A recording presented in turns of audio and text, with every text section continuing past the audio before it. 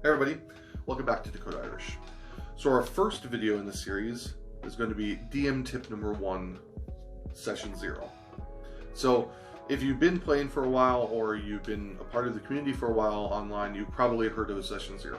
Matt Mercer talks about it, Matt Koval talks about it. All the big names in D&D, usually if they DM particularly, they'll talk about a session 0. But what is a session 0?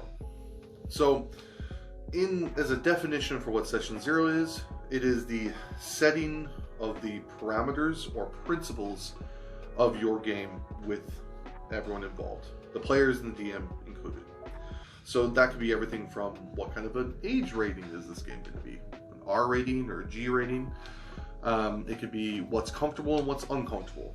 What are the things that we like to do? What are the things we don't like to do? Some groups really love to have funny sexualized moments. Other groups maybe don't want that. Other groups might like a lot of blood and gore. Other groups not so much. So setting those parameters for what the game looks like for everybody is super important, and it's the first part of the session 0 that we need to remember. The next part is about understanding what the players, as a DM or a GM, what the players are looking for within the game. So, and also what you're looking for as a GM or a DM.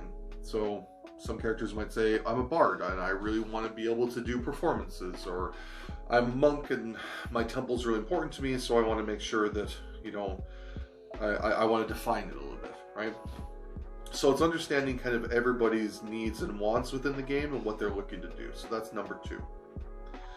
Number 3, and this is a really cool one that came from a panel that I was part of with Nerdarchy and Felix from Fool's Gold, where Nerdarchy talked about their session 0s being a lot of fun.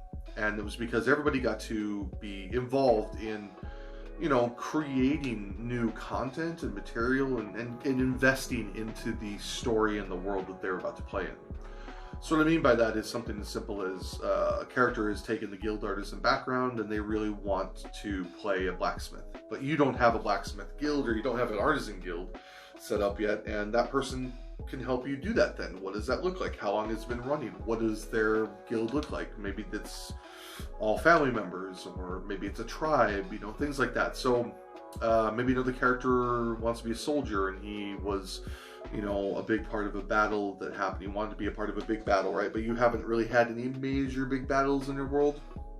You get to invent one with that character or with that player. So it's a really great opportunity for the players to get invested in your world and get invested more into their characters and what their characters look like within that world. And as a GM and a DM, it's really great for you to get material ideas for the next thing we're going to talk about. But first of all, it's about player investment and involvement in your world as a DM, and also you saying to the characters, well, listen, for instance, in my homebrew world, because of the story, because of what happened in the story, tieflings get a really bad rap. They face a lot of prejudice because of something that happened and the way they look. So I'm always conscious to tell players, look, you can play a tiefling, there's no problem with that at all, just be aware this is a downside to playing a tiefling, and this is that they face a lot of discrimination, so you're going to have to make sure that you're able to hide yourself and disguise yourself, similar to what Nott did in the beginning of Mighty Nein, because she was in the Empire, or what the humans were having to do when they were over in Jorhas. So it's really important to understand as a DM to be able to tell your players, well, look, these are certain parameters in the world that are important. So that's also part of 3, and making sure that you're able to give these important story elements and world elements to the players. And the last one, it's about making sure that the players get to have fun, have their moment to shine. So as a DM and a GM, you always have your moment to shine, right? But the players each need to have a moment where they can feel like the story is centered on them. And this is really important for, we all have egos, we all have things, we like to feel special, right? So it helps them to do that. But also it means that that player has that investment level in the game that maybe they wouldn't normally. And also it means that you as a DM and a GM get really great story material that helps you to drive the story on and help have these really lovely, meaningful, and oftentimes emotional moments with the players.